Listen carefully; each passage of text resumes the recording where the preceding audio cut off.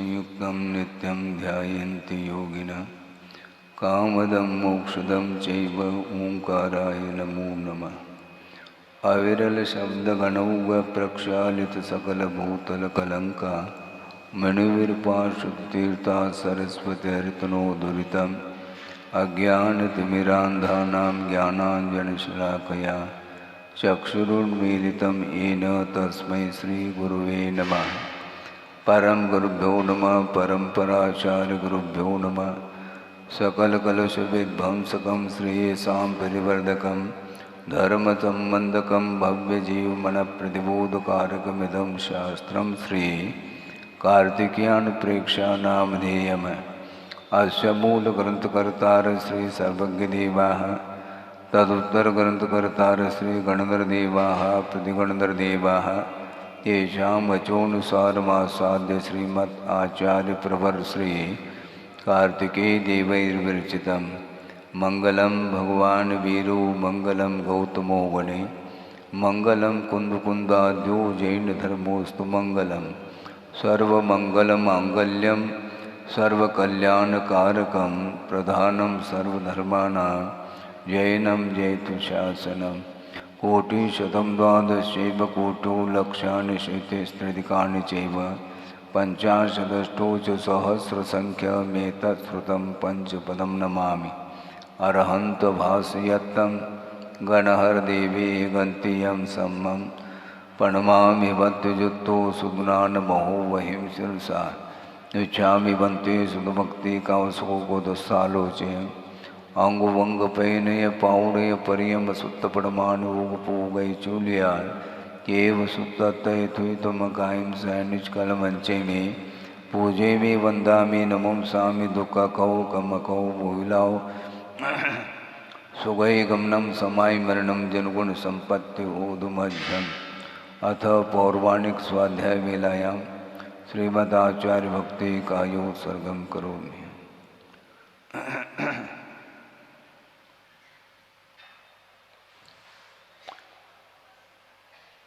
श्रुतिजलधिपारगेभ्य स्वपरमत विभावना पटुमतिभ्य सुचरितपूर्णदेभ्यो नमो गुरुभ्यो गुणगुरुभ्य। छत्तीसगुण समज्ञे पंचमे आचार्य कर्ण संदर्शे शिष्यानुग्रह कुशले धम्माहिरे सदा वंदे गुरुभक्ति संयमेन तरन्ति संसार सायरं घोरं चिन्वन्ति अट्टकम्मं जन्मन मरणं न पावन्ति ये नित्यमृतमन्त्रोपनिरता ध्यानाग्निहोत्राकुला षट्कर्माविरतास्तपोधनदना साधुक्रिया साधव शीलप्रावरणा गुणप्रहरणा चन्द्रार्कतेजोदिकाः मोक्षद्वार्कपाठपाठनभटाः प्रीणन्तु मां साधव गुरुव पांतुनो नित्यं ज्ञानदर्शननायकाः चारित्राणवगम्भीरा मोक्षमार्गोपदेशकाः इच्छामि बन्ते आयुर्भक्ति कांसको को दस्सालोचे सम्मनान समतर्जुत्तानं पंचम्याचाराणाम् आयुर्यानम् आयारादिस्मृणानुपदेशानं वज्झायानं तिरयनुगुणपालयानं सौसानं सैनिचकलमंचे में पूजे में वंदामि नमं सामि दुःखकौ कमकौ भूलाओ सुगै गमनं समाय मरणं जनगुण संपत्ति होदुमध्यम। तिहुवन तिलयम देवं वंदिता तिहुवनिंद परिपूज्यम ओछम अनुपेहावो भवीय जनानंद जननीवो।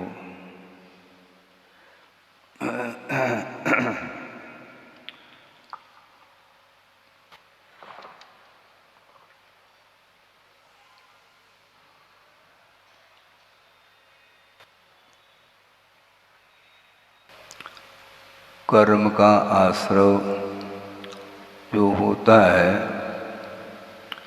वह भावों के माध्यम से होता है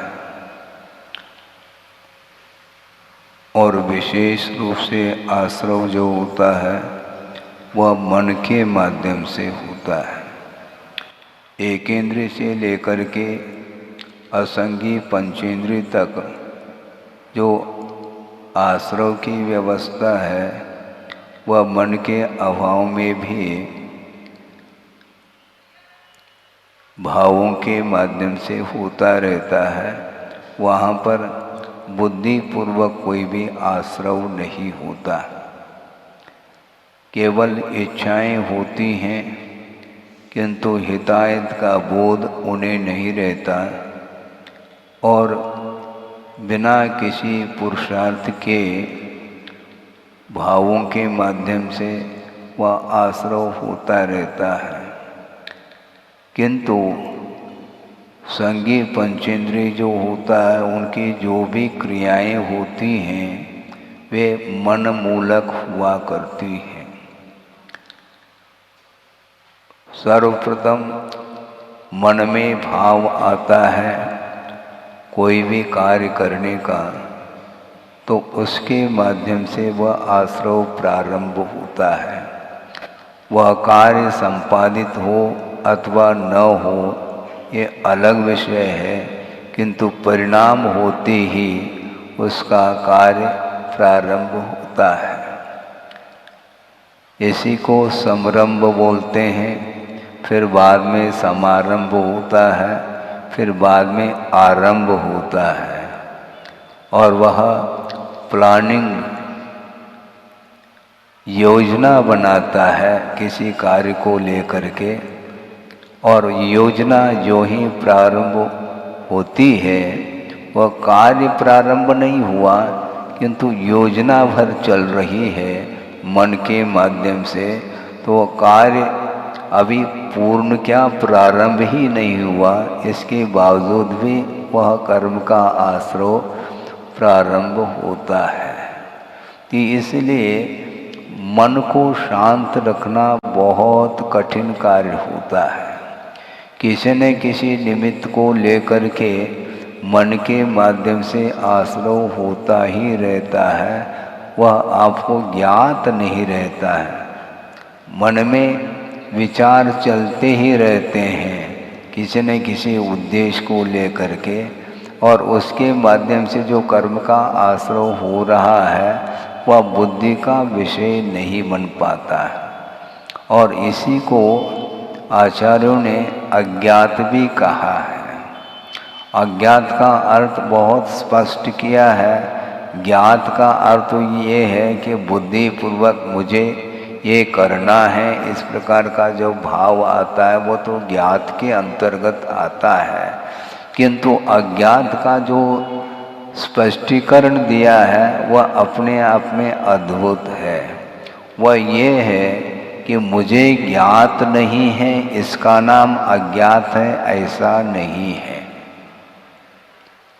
मुझे ज्ञात नहीं है ये कार्य हुआ है, इसको अज्ञात की संज्ञा नहीं देते आचार्य।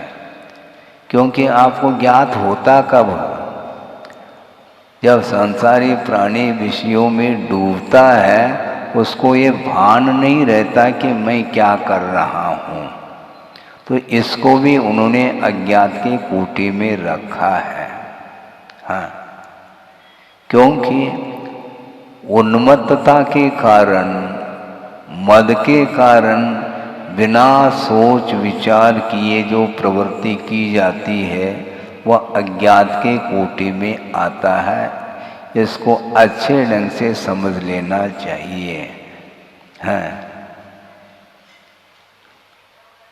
विषयों में लीन होता है, वह सारा जो कार्य किया जा रहा है उसके द्वारा वह उसको ज्ञात नहीं। इसका अर्थ क्या? मेरे द्वारा ये करने योग्य है क्या नहीं करने योग्य है, इस ओर उसकी दृष्टि नहीं जा पा रही है और वह कार्य करता चला जा रहा है। क्योंकि मोह के वशभूत होकर के संसारी प्राणी वह पूर्वापर विचार किए बिना भी कार्य निरंतर करता ही रहता है, क्योंकि इच्छा शक्ति जागृत हुई है। विषयों की ओर जब मन चला जाता है तो उस समय होश हवास नहीं रहता है। और फिर कार्य होने के बाद अरे मेरे द्वारा ये कार्य हुआ है, नहीं होना चाहिए था। अच्छा, जो होने के बाद कह रहा है ये मेरे द्वारा करने योग्य नहीं था, किया क्यों तुमने? फिर ये किसके द्वारा कार्य किया गया, हमें बताओ तो सही। हाँ, बाद में पश्चाताप होता है। ये पश्चाताप का अर्थ क्या है? बाद में संताप उत्पन्न होता है, इसका नाम पश्चाताप। ताप का अर्थ संताप होता है। कार्य करने के बाद वह संताप का अनुभव करता है। कार्य करने के पहले यदि जागृति होती तो इस प्रकार का अनर्थ घटित हो ही नहीं सकता। लेकिन यह सावधानी रह कैसे सकती है? विषयों से, वह विषयों के प्रति जब आसक्ति बढ़ती चली जाती है तो उस समय करने योग्य, नहीं करने योग्य, हिताहित, उचित अनुचित, इसका कोई भी उसे बोध नहीं होता। जबकि उसके पास मन है, मन होते हुए भी मन का उपयोग नहीं करता, वो करने नहीं देता। ये मोह का ये परिणाम है, मोह की ये प्रकृति, उसका यह स्वभाव है कि आपको हमेशा भुलाव में डालना, ये मोह का ही कार्य माना जाता और उस भुलाव में वह आ भी जाता है। फिर बाद में जो है ना, अनर्थ घटित होने के बाद फिर पश्चाताप की बात करता है। चोरी करता है, उस समय उसको ज्ञात नहीं रहता है कि इसका परिणाम क्या निकलने वाला है, और चोरी करने के उपरांत तो अब जेल तो जाना ही पड़ेगा। अब पश्चाताप करने से फायदा क्या है? पश्चाताप करने से फायदा क्या है? क्योंकि नहीं करने योग्य कार्य तुमने किया है तो उसके परिणाम से तुम डरते क्यों हो? संसारी प्राणी कृत्य तो करता है नहीं करने योग्य, किंतु उसका जब फल सामने आता है तो उसको भीति उत्पन्न होती है। तो आचार्य कहते हैं इस प्रकार भीति होने से काम नहीं चलेगा, क्योंकि पाप भीरु होना चाहिए। उस समय पाप से तो भीति उत्पन्न नहीं हुई, और पापमय कार्य करने के बाद जब उसका फल सामने आता है उस समय क्यों डरते हो तुम? हैं? इस प्रकार डरने से कोई माफ करेंगे क्या तुम्हें?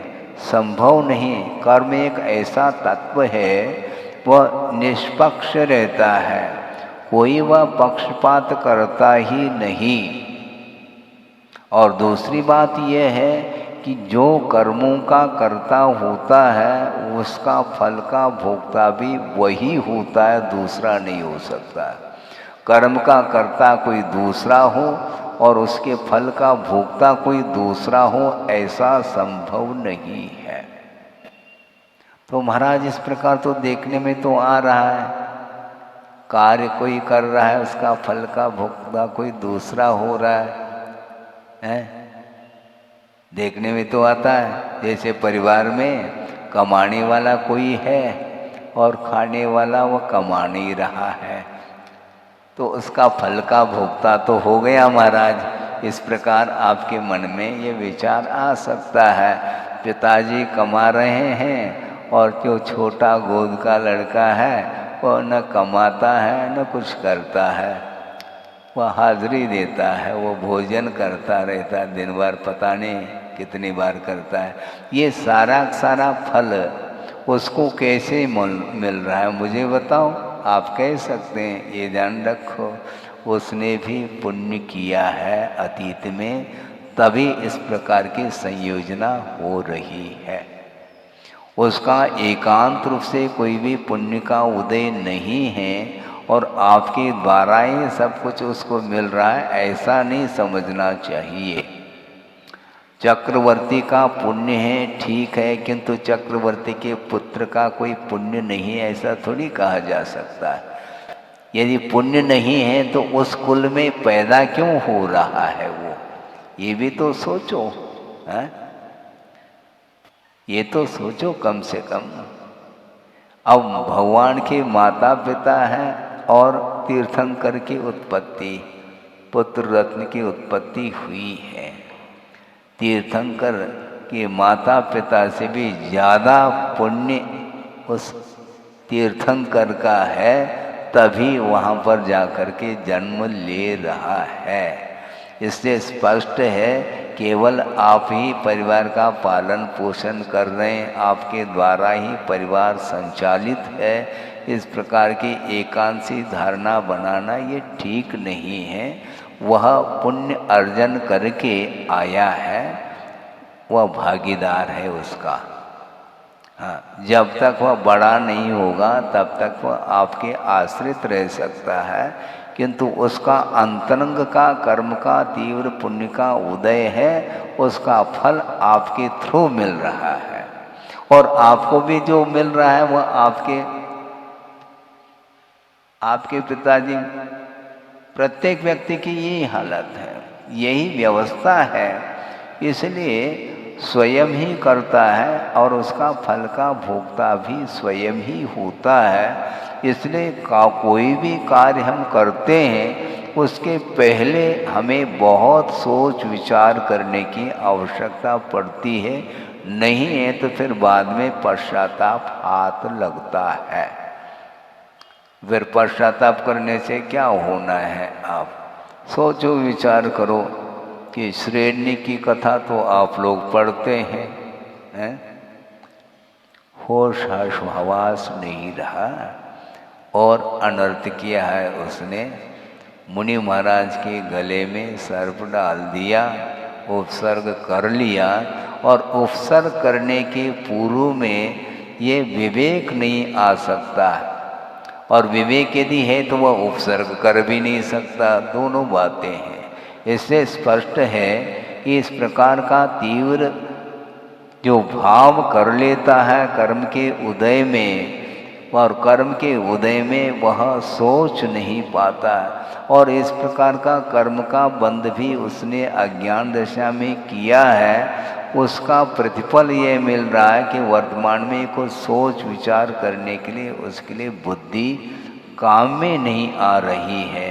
फिर बाद में उस तीव्र परिणाम के माध्यम से जब उपसर्ग कर लेता है, और उपसर्ग के पश्चात फिर बाद में उसको संताप होता, अरे हमने ये कार्य ठीक नहीं किया। करते समय होश था, इसी को बोलते हैं अज्ञात।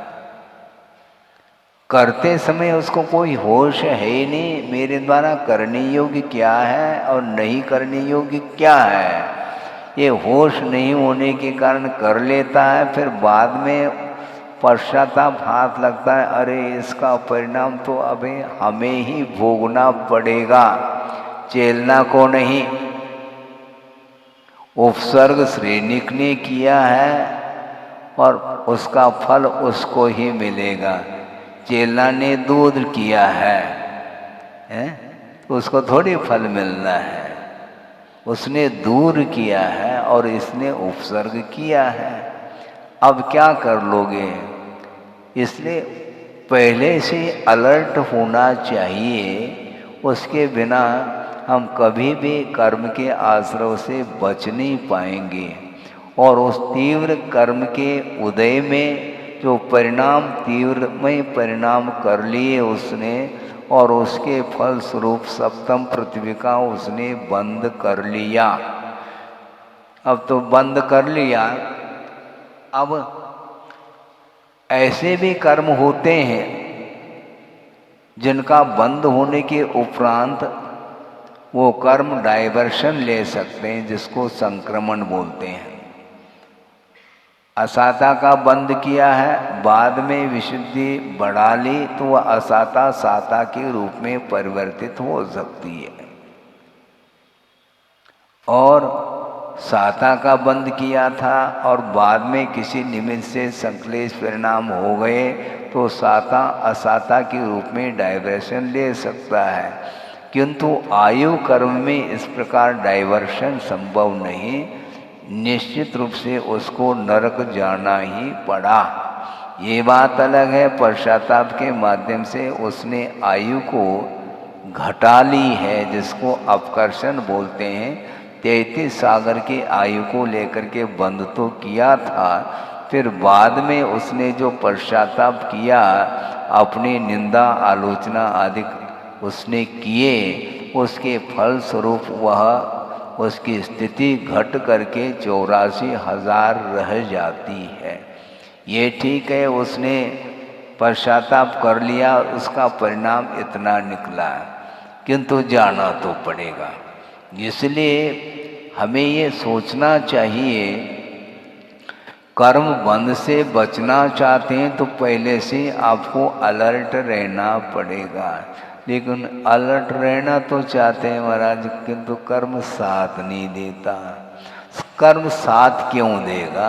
आपने कर्म का साथ दिया है, यानी ध्यान रखा नहीं तुमने और इस प्रकार के अनर्थ किए हैं, तो उसके फलस्वरूप कर्म का आश्रय होता रहता है। और सबसे ज़्यादा अधिक स्थिति को और अनुभव को लेकर के यदि आश्रय होता है तो वह संगी पंचेंद्रिय को ही होता है। यह सिद्धांत है।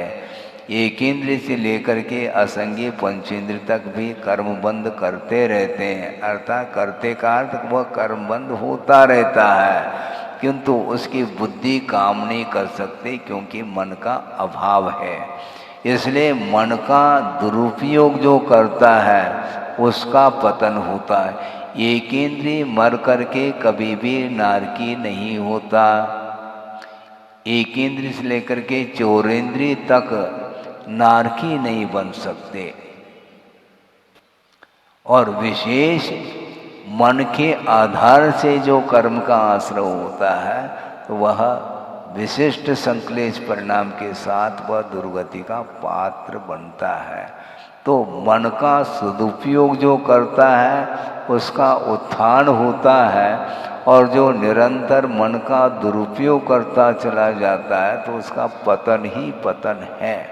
भले ही वर्तमान भाव में तत्काल उसका पतन हो अथवा न हो, किंतु कालांतर में जाकर के वह अपना कर्म फल देगा।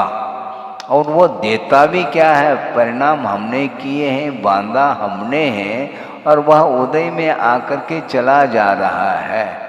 तो महाराज फिर कर्म बंद होने के उपरांत कोई गुंजाइश है कि नहीं कुछ आगे बढ़ने के लिए? आचार्य कहते हैं कि कर्म के उदय में आप यदि पुरुषार्थ करते हैं तो नवीन कर्म से आप बच पाएंगे। पुराना जो कर्म था उदय में आकर के आपको परेशानी में डाला है, किंतु उसके माध्यम से आपके यदि संक्लेश परिणाम यदि नहीं होते हैं, समता भाव के साथ यदि सहन करते चले जाएंगे तो नवीन कर्म का जो आश्रय होना था वह नहीं हो पाएगा। यही एकमात्र पुरुषार्थ माना जाता है। और ये सारा सारा पुरुषार्थ करने के लिए मन अपेक्षित है, ऐसा कहा है। इसलिए संसार परिभ्रमण को रोकना है तो वह संगी पंचेंद्रिय ही रोक पाता है, दूसरे के वश की बात नहीं है। तो मन आपके पास मिला है, अपने आप मिला है क्या? संगी पंचेंद्रिय पर्याय को जिसने प्राप्त किया है उसने भी बहुत कुछ पुरुषार्थ किया है, और करके यदि वह संगीपनी को प्राप्त करता है तो उस सामग्री का यदि दुरुपयोग करता है तो निश्चित रूप से पुनः शिखर तक पहुंचने के उपरांत पैर फिसल जाएंगे, उसके पतन तो होना ही है। अभी तो मनुष्य पर्याय मिली है, इसका सदुपयोग करिएगा। इसका सदुपयोग नहीं करेंगे तो निश्चित रूप से पुनः दुर्गति का पात्र बनना पड़ेगा। दुर्गति को प्राप्त करने के पहले यदि सावधानी के साथ हम चलते हैं तो निश्चित रूप से मन का सदुपयोग हो सकता है। मतलब मन के माध्यम से ही पतन है और मन के माध्यम से ही उत्थान आपका हो सकता है। इसलिए वस्तु तत्व के स्वरूप को जो जानता है वह हमेशा अलर्ट रहता है, बहुत सावधान रहता है वो, क्योंकि वस्तु स्वरूप की ओर उसकी दृष्टि हमेशा बनी रहती है। तो अनित्य भावना का ये वर्णन चल रहा है। आगे की कारिका आपके सामने है। पंते पहिय जनानम जह संजोवो हवेय खनमित्तम बंधुजनानम च तहा संजोवो अद्धो होई। पंते पहिय जनानम जह संजोवो। मार्ग में कुछ पथिक लोगों का संयोग समागम हुआ है। आप चलते हैं मार्ग में और कुछ व्यक्तियों का समागम होता रहता है।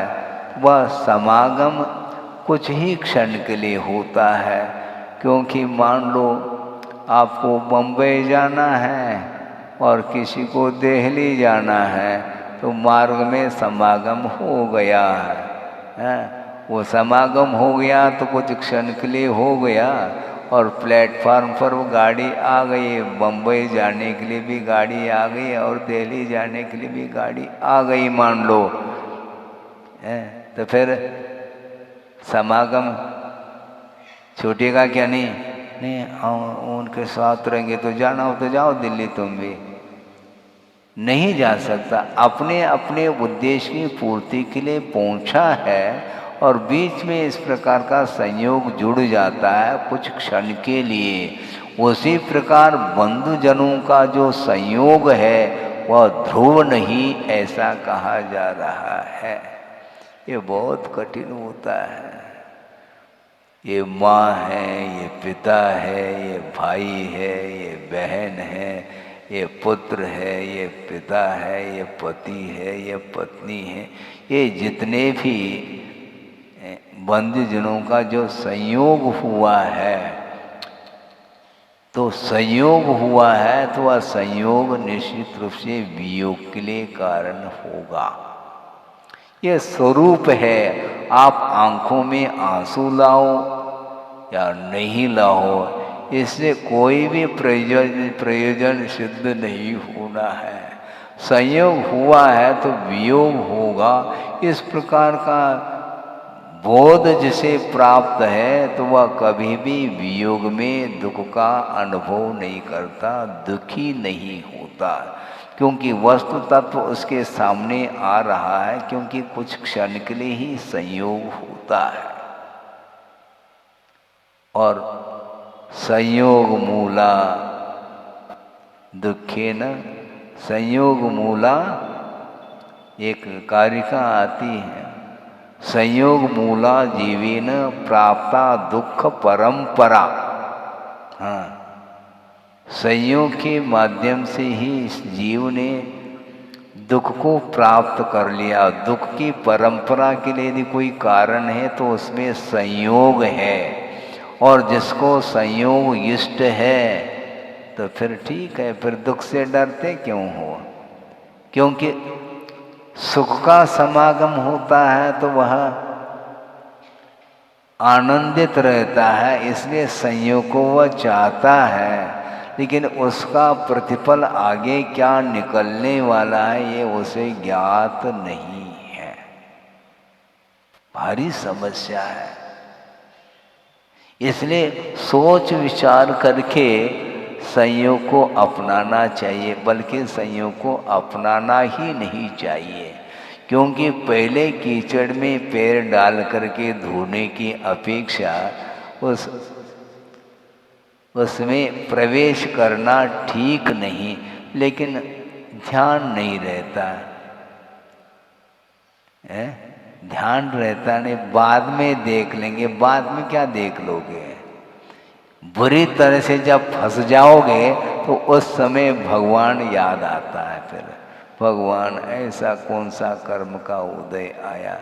उदय क्या, तुमने बांधा है तो उदय में तो आएगा, उसको कौन रोक सकता है? प्रवेश करने के पहले, गृहस्थ आश्रम में प्रवेश करने के पहले सोचते, वो सोचने में नहीं आता, क्योंकि वह अच्छा लगता है तो ठीक है, अच्छा लगता है, फिर बाद में उसका परिणाम तो बुरा निकलेगा। हाँ, इसलिए होश हवास खो कर के वह कार्य करता रहता है। एक किम्पाक फल होता है, वो देखने में बहुत सुहाना, लाल सुर्ख जैसे टमाटर हो या और कोई भी हो, इस प्रकार दिखता है वो देखने में, किंतु उसका स्वाद लेओगे तो बस स्वीट पॉइजन, मीठा जहर है वो। हाँ, देखने में सुंदर दिख रहा है, उसका स्पर्श गुण भी अच्छा है, मुलायम है, और शुरुआत में वह मीठा भी लग सकता है, लेकिन परिणाम जो निकलेगा वह भयंकर निकलता है।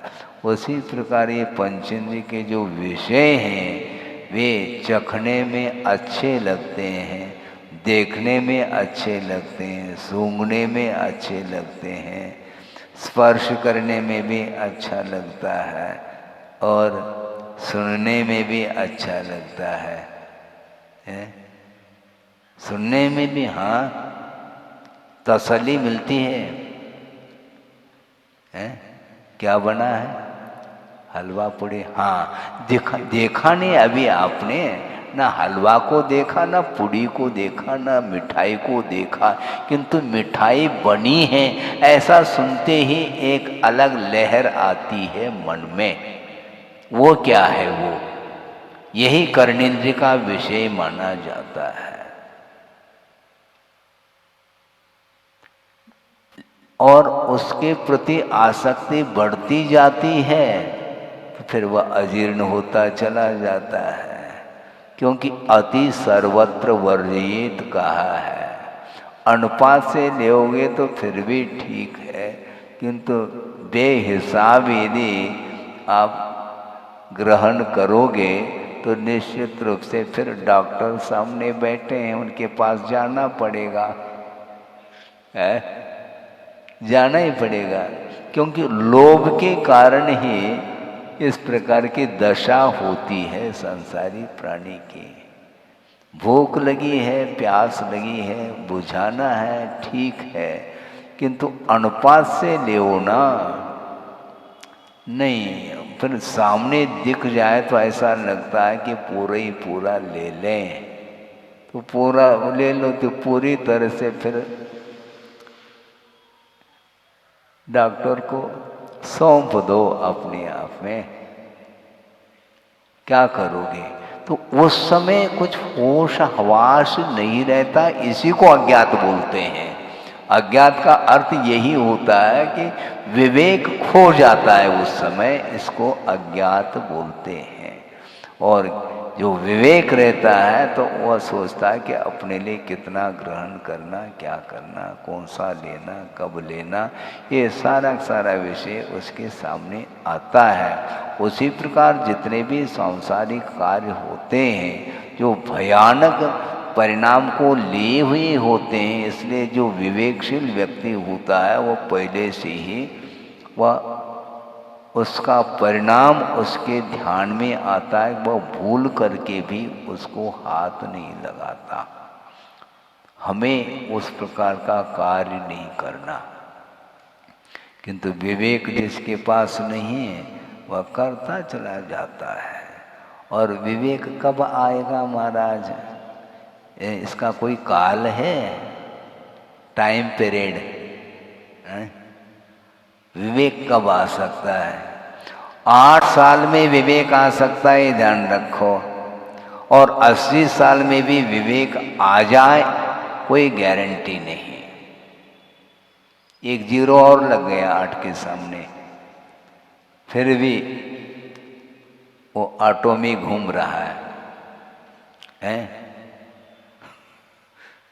80 साल का होने के उपरांत भी उसको घूमना पसंद है, और 8 साल का बालक है तो वह उसको विवेक जागृत। बड़ा आश्चर्य लगता है कि 8 साल की उम्र क्या होती है, खेलने वाला है, दौड़ना, खेलना, कूदना ये होता है। अभी उंगली पकड़ करके चलना सीख रहा है, इसके उपरांत भी उतनी उम्र में उसको वैराग्य हो जाता है। इसका अर्थ उसको विवेक जागृत हुआ है कि वस्तुतः यह संसार क्षणिक है। ये बंधु लोगों का जो समागम है वो ध्रुव नहीं। इसलिए 923 जो पुत्र हुए हैं निगोद से निकल करके चक्रवर्ती के पुत्र, और वह पुत्र जो है ना, वो सोच रहे हैं मन में ये वैभव किस काम का है, और चक्री के साथ बात नहीं करना चाहते। कितना वैराग्य होगा उनका। जबरदस्त वैभव मिला है। उन जीवों ने 923 जीवों ने कोई पुरुषार्थ नहीं किया, क्योंकि निगोद से निकले हैं अथवा गिजाए पर्याय से ही वो चक्रवर्ती के पुत्र हुए हैं। उच्च गोत्र का उन्होंने बंध कब किया होगा? उच्च है मनुष्य आयु का बंध कब किया होगा? कब किया होगा? सब अबुद्धि पूर्वक ये सब हुआ है। उसने कोई पुरुषार्थ नहीं किया, किंतु परिणाम विचित्र है। तुम नाक रगड़ो नहीं मिलेगा, पापड़ बेल लो ऐसा बोलते हैं। हम पापड़ बेल रहे हैं, बहुत पुरुषार्थ किया जा रहा है, उसके बाद भी हम फल से वंचित हैं। और उसने कुछ भी पुरुषार्थ नहीं किया, किंतु ऑटोमेटिक वह उसको पर्याय मिल जाती है। और चक्रवर्ती षटखंड अधिपति है, और उसको वैराग्य अभी भी नहीं हो रहा है। और 8 साल का जो बालक है वो 1 नहीं 2 नहीं 923 हैं। और वो सोच रहे हैं ये संसार का स्वरूप क्या है। बंधु जनानम तहा संजोगो, ये बंधुओं का समागम ये ध्रुव नहीं है। ये चक्रवर्ती की संपदा, ये वैभव, ये सारा सारा क्षणिक है। इस प्रकार सोचने का भाव उसके अंदर कैसा आ रहा है। और इधर बार बार उपदेश देने के उपरांत भी वही चल रहा है। कल भी उपदेश सुना था, आज भी सुन रहे हैं, कल भी सुनेंगे। ये एक रूटीन सा है, किंतु उपदेश सुनने के उपरांत वैराग्य की बात मन में आनी चाहिए, नहीं आ पाता। मिलने के उपरांत भी छोड़ने का भाव, इसी को ज्ञानी का लक्षण बोलते हैं। नहीं मिलने पर छोड़ने की क्या बात है, मिलने के बावजूद भी उसको ग्रहण करने का भाव नहीं आना, यह ज्ञानी का लक्षण है।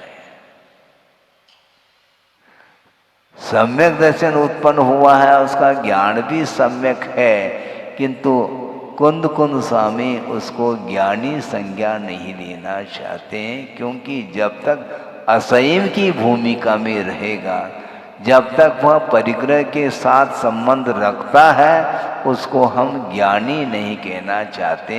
आगम की दृष्टि से वह सम्यक दृष्टि हो सकता है, उस अपेक्षा से उसके पास सम्यक ज्ञान हो सकता है, किंतु वह श्रद्धानात्मक परिणति है, किंतु प्रयोग की ओर दृष्टि उसकी अभी भी नहीं जा रही है। चक्रवर्ती सम्यक ज्ञानी है क्या? नहीं है, क्योंकि इच्छा एक सम्यक दृष्टि है। सम्यक दर्शन उत्पन्न होते ही ज्ञान सम्यक हो जाता है, ये सिद्धांत का विषय है। तो ऐसी स्थिति में उसके पास सम्यक ज्ञान है, किंतु अभी भी वंस मोर कह रहा है। 923 पुत्रों के लिए वैराग्य हो रहा है, हो चुका है, और चक्री के साथ वो बात नहीं करना चाहते हैं। इसके बाद भी चक्री को सोचना चाहिए था, पिताजी को सोचने में बात नहीं आ रही है और पुत्र के मन में बात कैसे आने लगी?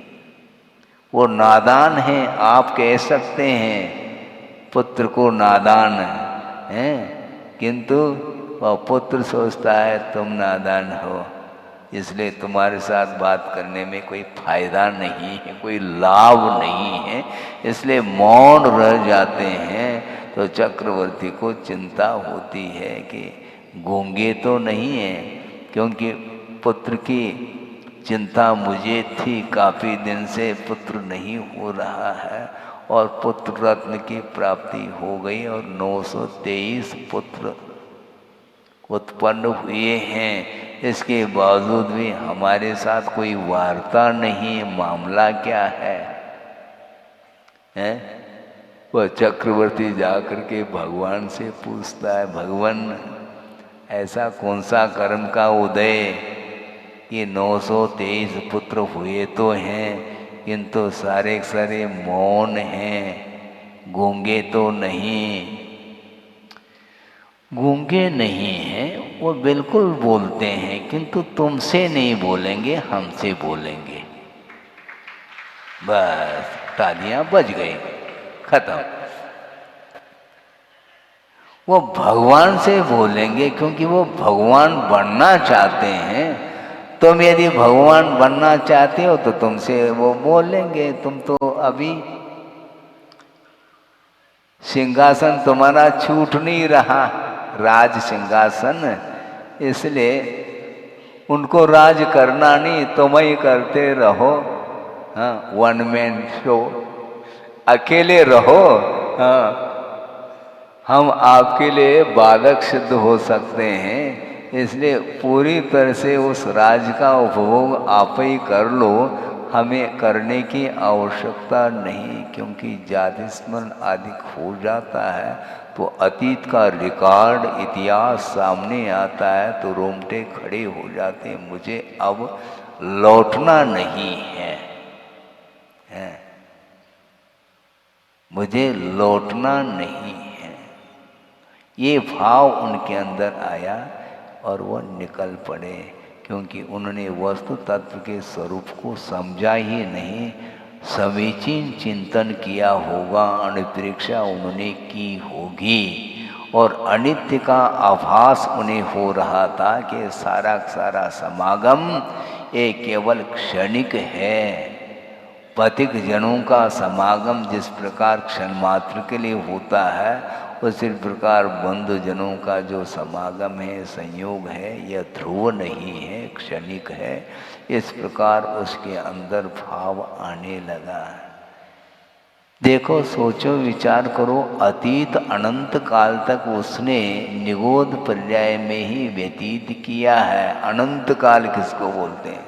उसके बाद एक ही बार में जब वह चक्रवर्ती का पुत्र बना है, पहली बार संगी, पंचेंद्रिय और मनुष्य पर्याय को प्राप्त कर लिया और पुरुष बना है और पुरुषत्व दिखा रहा है, पुरुषार्थ कर रहा है। और हम और आप भी पुरुषार्थ करते हैं। क्या पुरुषार्थ करते हैं?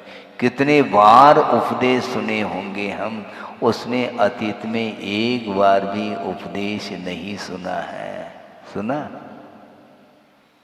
है?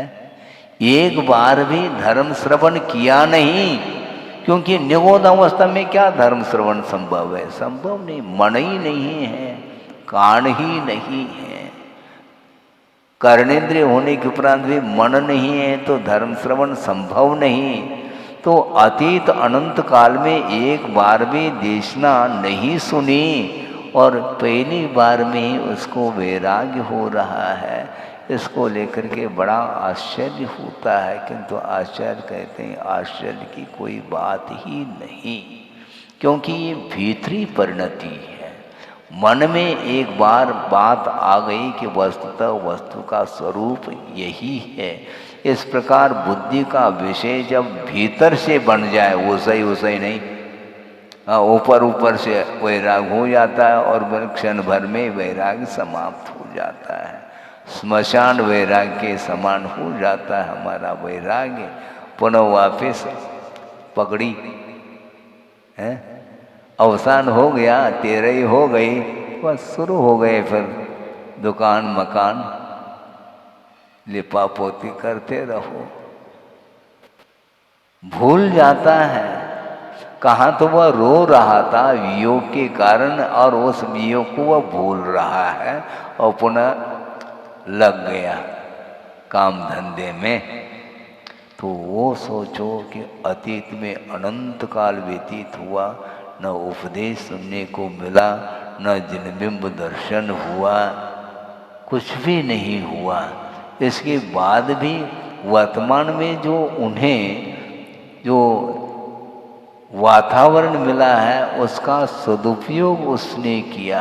इस प्रकार का समागम संसारी प्राणी को कई बार मिला है, इसके बाद भी उसको बात समझ में नहीं आती, और उसको कैसे बात समझ में आ गई हमें बात समझ में नहीं आ रही है।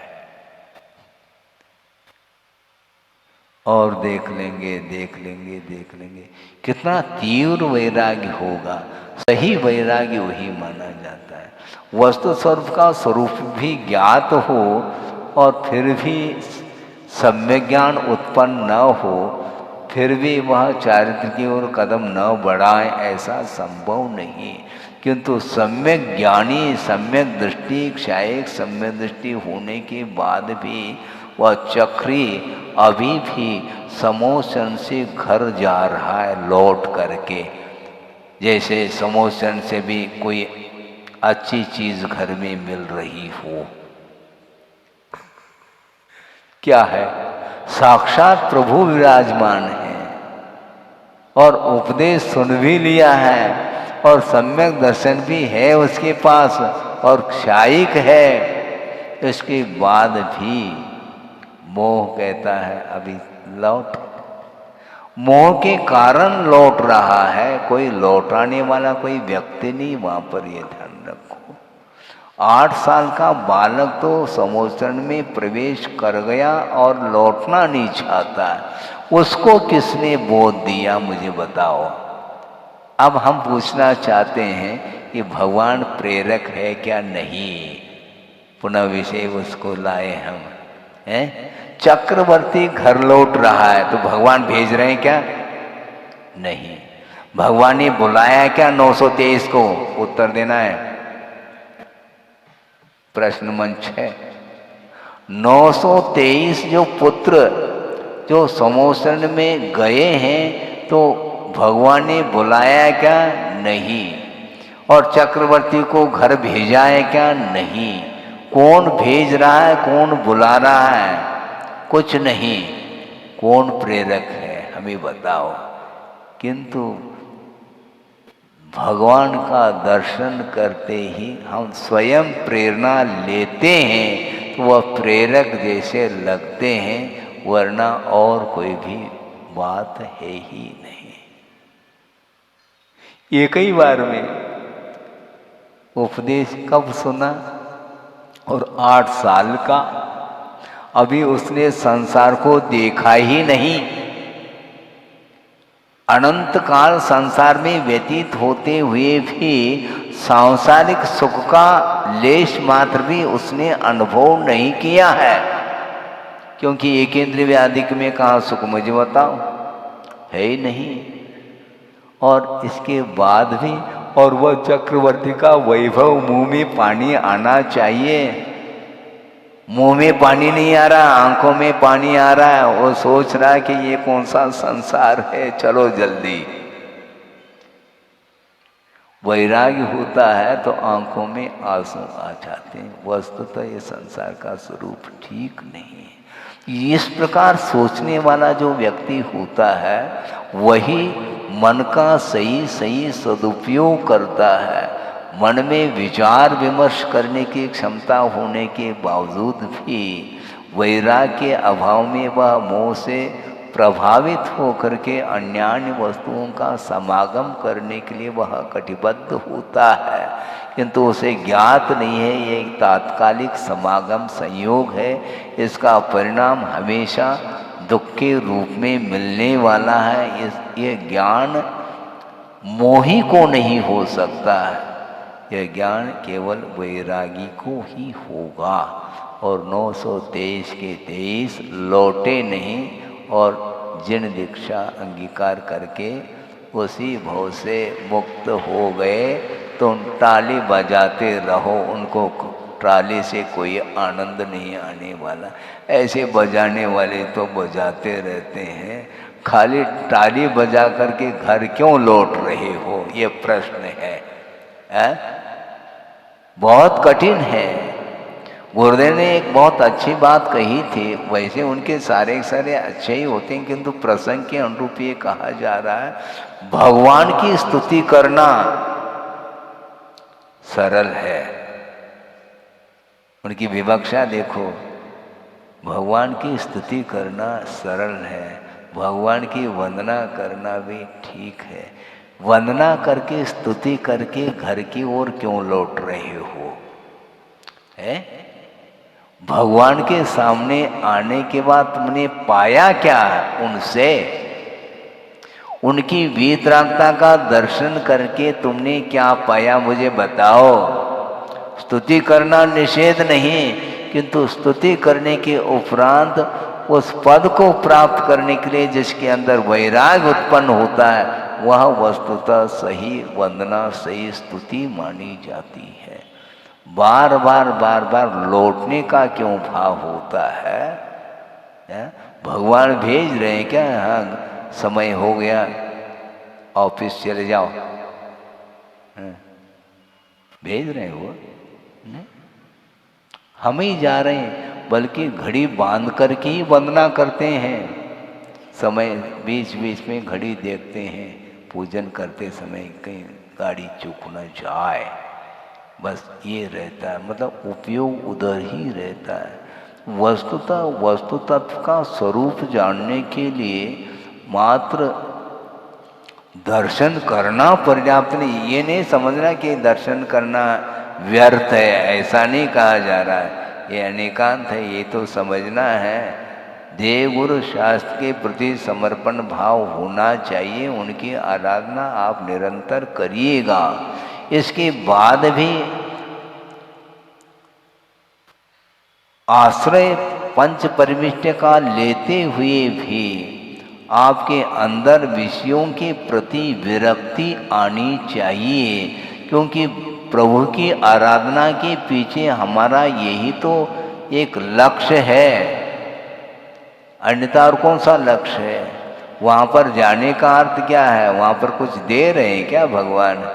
ये भगवान देते हैं, ऐसी धारणा है। कई लोगों की धारणा होती है, महाराज भगवान देते हैं, अच्छी बात है, भगवान देते हैं, बिल्कुल देते हैं। जाना फिर लौटना नहीं घर है, क्योंकि भगवान देते हैं। भगवान देते हैं, फिर रसोई घर में नहीं जाना है, क्योंकि भगवान ये सब कुछ दे रहे हैं ना। रसोई बनाना नहीं, भगवान देते हैं। दुकान खोलना नहीं, खोलने की आवश्यकता नहीं, भगवान ही नोट के बंडल देते हैं आपको। क्या है, क्या धारणा है, हमें बताओ। भगवान काय को देंगे? क्योंकि जो संसार के लिए कारण है, तो उसको वो आपको क्यों दें? क्या भगवान आपको संसार में रोकना चाहते हैं क्या?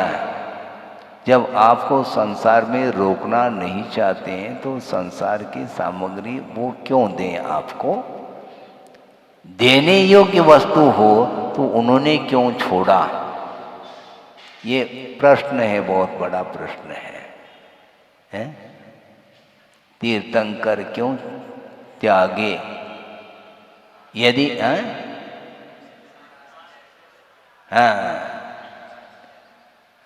यदि संसार में विशेष सुख मिलता है तो वो तीर्थंकर क्यों त्यागे? काहे को शिव साधन करते संयम से अनुरागे, ऐसी कोई पंक्ति आती है। विषयों में यदि सुख होता तो उन्होंने छोड़ा क्यों? इसलिए स्पष्ट है कि विषयों में सुख नहीं है, इसलिए भगवान कभी भी आपको विषय दे नहीं सकेंगे, बल्कि छोड़ना चाहो तो आशीर्वाद दे सकते हैं। ये है वस्तुतः देखा जाए। लेकिन संसारी प्राणी कि दशा ही कुछ अलग है। इसलिए टाइम पीरियड की बात कह रहे थे कि किस समय वैराग्य होता, कोई टाइम पीरियड है क्या? सुबह शाम है वैराग्य प्राप्त होता है? किसी भी पल में वैराग्य हो सकता है, हाँ, और किसी भी पल में वैराग्य समाप्त भी हो सकता है। गाड़ी रिवर्स, पक्की बात है। तो उसको देख करके हमें आश्चर्य लगता है कि अनंत काल तक एक बार भी जिसने देशना सुनी नहीं और उसको 8 साल में और वैभव मिलने के उपरांत भी वैराग्य, इसको बोलते हैं ज्ञानी का लक्षण। मिलने पर भी उपेक्षा, और उपेक्षा का अर्थ ही ये किसका फल है? उपेक्षा का अर्थ चारित्र होता है, वह ज्ञान का फल माना जाता है। नानस फलम उपेक्षा अज्ञान हानिर्वा, ऐसा कहा है। ज्ञान का फल उपेक्षा का अर्थ चारित्र होता है, और 923 के 23 वे सम्यक दृष्टि निकले और ज्ञान उन्हें प्राप्त हुआ और वैभव उन्हें रुच नहीं रहा है, इसी को बोलते हैं ज्ञानी। और वहाँ जा करके जनलिंग को अंगीकार कर लेते हैं और उसी भाव से मोक्ष प्राप्त कर लेते हैं। ये किसका फल है? अनुप्रेक्षा का फल है। द्वादशान प्रेक्षा, अपने कार्तिकान प्रेक्षा का स्वाध्याय आप सुन रहे हैं। लगभग 15 दिन हो गए हैं, चातुर्मास में से 15 दिन निकल गए, कट गए। और क्या, 15 दिन कट गए। 3.5 महीने का था और 3 महीने, केवल 90 दिन रहे दिवाली के, वो भी कट जाएंगे। और क्या, जब एक पक्ष निकल गया 5-6 पक्ष और रह गए हैं, बस पक्षी उड़ सकता है फिर है, उड़ा जा रहा पंछी, रोको फिर ये भजन चालू हो जाएगा। और क्या है, ये है, रोकने वाला कोई नहीं, परिणमन को कोई भी रोक नहीं सकता, यही सिद्धांत है। ये सिद्धांत यदि मान लो समझ में आ जाए, फिर वह लौटना नहीं चाहेगा। क्या कर सकते हैं, होता ऐसा ही। हम सोचते कुछ और निकलता कुछ है। हम सोचते सोचते रह जाएंगे, और जो ज़्यादा नहीं सोचते, एक बार सोच लिया तो सोच लिया, फिर बाद में उसको करके ही रहते हैं। तो 923 के 23 निर्वाण को प्राप्त हो गए हैं। इसलिए ये पंथे पही जनानम, जिस प्रकार मार्ग में पथिकों का समागम संयोग होता है क्षण मात्र के लिए, उसी प्रकार बंधु जनों का जो संयोग समागम है वह ध्रुव नहीं। यह सिद्धांत है। इस सर्व को समझते हुए हमें आगे और धर्म की ओर अग्रसर होना है। यदि हुए हैं, यदि सम्यक्त्व है, ज्ञान सम्यक ज्ञान है, तो उसकी रक्षा करिए, और उसके माध्यम से ही हमारा उद्धार होने वाला है, भविष्य उज्जवल होने वाला है। इस भावना के साथ विषय को पूर्ण किया जाता है। बोधि समाधि परिणाम शुद्धि स्वात्मोपलब्धि शिव शोक सिद्धि चिंतामणिम चिंतित वस्तुदाने त्वां वंद मानस्य ममास्तु देवी। परम पूजाचार्य गुरुवर श्री विद्यासागर जी मुनि महाराज की